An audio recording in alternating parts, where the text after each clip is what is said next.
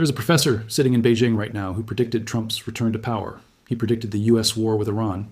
And now he is saying something that most Americans are not ready to hear. He says America's second civil war has already started. You just cannot see it yet. Because the most dangerous civil wars do not begin with gunshots. They begin with silence. Welcome. And this next 8 minutes might be the most important you spend this week. His name is Professor Jiang Xueqin, Yale-educated, Canadian-Chinese. And he has become one of the most watched geopolitical analysts on the planet for one simple reason. He keeps being right. In 2024, when most analysts were uncertain, he publicly predicted that Donald Trump would win the election. He predicted that the United States would enter a major military confrontation with Iran. Both of those things happened. He also predicted the third thing, the thing nobody wants to talk about, that the American empire would begin its most critical collapse phase in 2026. Not in the future, not eventually. Now, this year. So when this man says that America is experiencing the early stages of a second civil war, it is worth understanding exactly what he means. Because he's not talking about armies marching. He's not talking about Fort Sumter. He's talking about something far more subtle and in many ways far more dangerous. He is talking about the collapse of the shared reality that makes a nation function. Let me explain what Jiang means by the silence being terrifying. Because this is the part of his analysis that most people miss when they discuss his predictions. He argues that in the first Civil War, Americans disagreed violently, but they still lived in the same factual reality. They read the same newspapers. They argued about the same events. They disagreed about meaning, but not about what was actually happening. What is different in 2026 is that Americans have separated into groups that no longer share the same basic understanding of what is real. Not just different opinions, different facts, different information ecosystems, different versions of events. And when a society loses a shared reality, it has already crossed the first threshold of civil collapse. The guns come later, the fracture comes first. And the fracture, Jiang argues, is already complete. His framework for understanding this comes from his concept of predictive history. He uses game theory and long-term historical patterns to analyze geopolitics. He looks at empires not as political entities, but as systems of incentives and self-interest. And what he sees when he looks at the United States in 2026 is a system where the incentives that held the country together have systematically reversed. The elites who benefit most from a unified America have concluded, in his analysis, that they benefit more from a divided America, because division is easier to control, fear is more profitable than unity, and a population that is fighting itself over cultural and political identity is not paying attention to the concentration of wealth and power at the top. He points to something specific that should alarm everyone watching this video, regardless of their politics. In every historical example of a nation sliding towards civil conflict, there is a moment he describes as elite defection. This is when the people who have the most to lose from national collapse start preparing for it rather than preventing it. They stop investing in shared institutions. They start building parallel ones: private security, private education, private healthcare, private information systems. When the elites stop betting on the nation and start betting against it, the nation is already in the process of ending. And Jiang argues that elite defection in America reached a visible tipping point sometime in 2024 and 2025. Look at the data that supports this observation, and the picture becomes uncomfortable. Trust in every major American institution has collapsed to historic lows. The Supreme Court, Congress, the media, the Federal Reserve, the military. All of them are polling at trust levels that have no precedent in modern American history. When citizens stop trusting institutions, those institutions lose their ability to mediate conflict. And when institutions lose the ability to mediate conflict, conflicts that would have been manageable become unmanageable. Small disputes become existential confrontations, and the machinery that was built to prevent a society from tearing itself apart stops working. Jiang also points to what he calls the micro-militarism phenomenon. This is where formal state violence becomes increasingly common against citizens rather than foreign enemies. He documented how the U.S. has deployed more militarized law enforcement domestically in the past 5 years than at any point since the Civil Rights era. This is not a partisan observation. It is a structural one. When a government begins directing military-grade force inward toward its own population, it is a sign that the social contract is breaking down faster than the government can manage it through political means. And the response to that breakdown, more force, accelerates the breakdown rather than stopping it.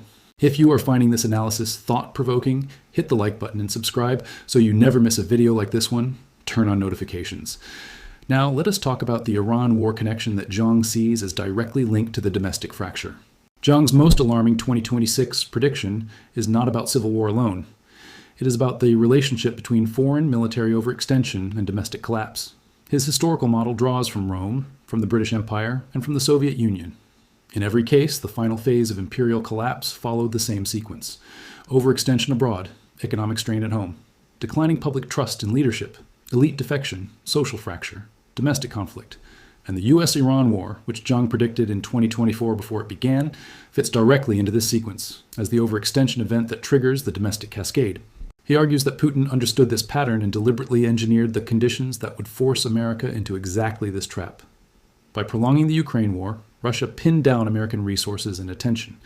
Once America was committed to the Iran conflict, the plan, according to Jiang, is to create simultaneous pressure points that the US cannot address simultaneously. The Baltic states, Korea, Taiwan, not necessarily actual wars in all of those places, but the threat of wars, the panic, the resource drain, the credibility test, all designed to exhaust American capacity at the exact moment when domestic fracture makes unified national response impossible.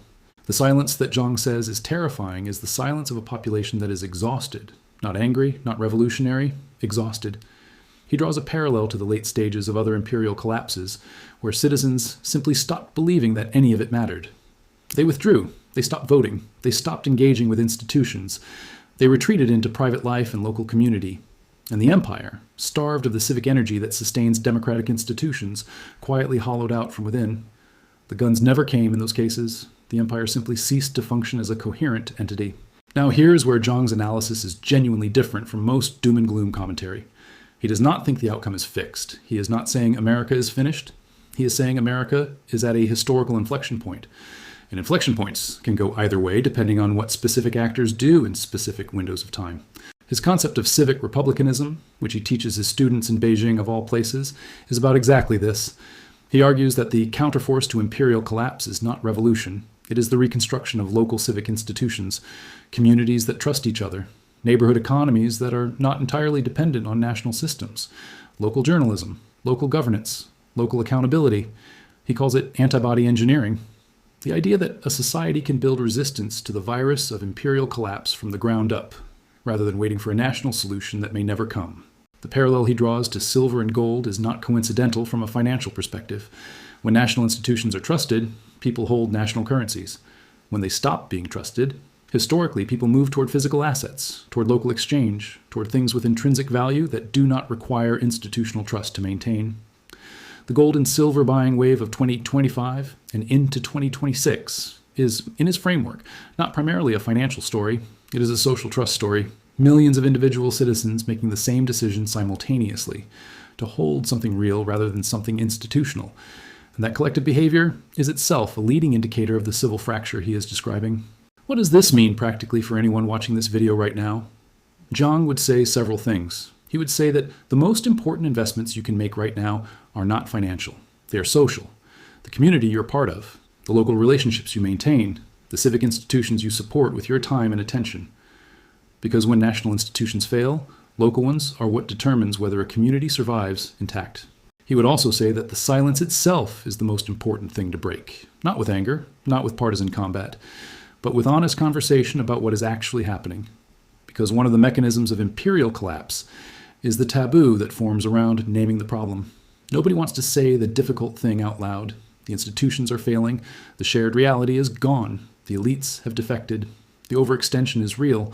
Saying these things clearly is the first step toward addressing them, which is why, Jiang argues, the most powerful thing any individual can do right now is refuse to participate in the silence. Has America's Civil War already started? According to Jiang's framework, the answer is yes, in the sense that matters most historically: the fracture of shared reality, the collapse of institutional trust, the beginning of elite defection, the domestic exhaustion accompanying foreign overextension. These are the first chapters of the historical pattern he has studied across multiple civilizations over multiple centuries. The guns are not necessary for a civil war to have already begun. The silence is enough, and right now the silence is deafening. Drop your honest answer in the comments below. Do you think America is already in the early stages of a civil war in the sense that Jiang describes? Or do you think the institutions still hold enough strength to prevent the pattern from completing? Every perspective matters in this conversation, and this is exactly the kind of conversation that Jiang himself would say is the antidote to the silence. Share this video with someone who you think needs to hear this analysis, not to frighten anyone, but because understanding the pattern is the only way to change it. See you in the next one.